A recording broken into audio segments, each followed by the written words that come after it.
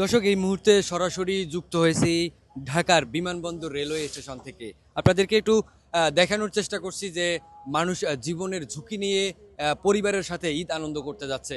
এই মুহূর্তে যে ট্রেনটি ঢাকা বিমানবন্দর রেলওয়ে স্টেশন ছেড়ে যাচ্ছে সেটি পঞ্চগড়ের উদ্দেশ্যে যাচ্ছে এবং এই পঞ্চগড়ের উদ্দেশ্যে যাওয়া এই ট্রেনে আমরা যেটি লক্ষ্য করছি যে শত শত মানুষ ট্রেনের ছাদে ভ্রমণ করছেন তাদের পরিবারের সাথে ঈদ আনন্দ উপভোগ করতে।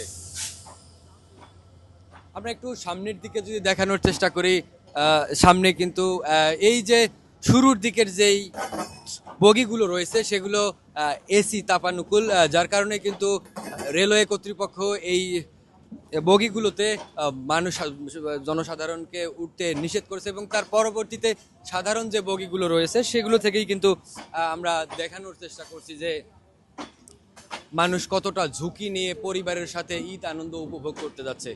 এবং আপনারা দেখছেন যে অনেকেই কিন্তু হাত নাড়িয়ে অভিবাদন জানাচ্ছে। আমরা যেটি দেখছি যে পরিবারের সাথে ঈদ আনন্দ উপভোগ করতেই কিন্তু মানুষ জীবনের ঝুঁকি নিয়ে ছাদেই বাড়ি ফিরছেন এবং আমরা যেটি দেখছি যে অনেক নারীও কিন্তু উঠেছেন এই ছাদে শুধুমাত্র পরিবারের সাথে ঈদ আনন্দ উপভোগ করতে।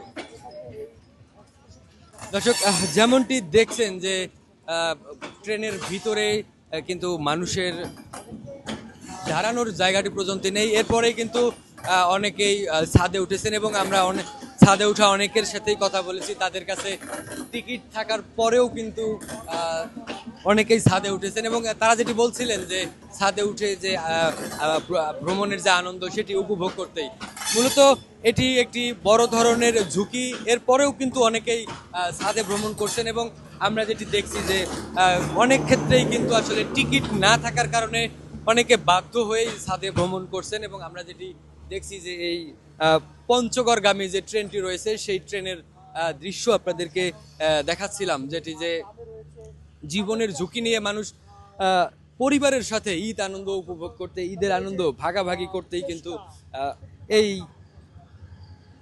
পরিবারের সাথে ভাগাভাগি করতেই কিন্তু এই ঝুঁকি নিচ্ছেন তারা।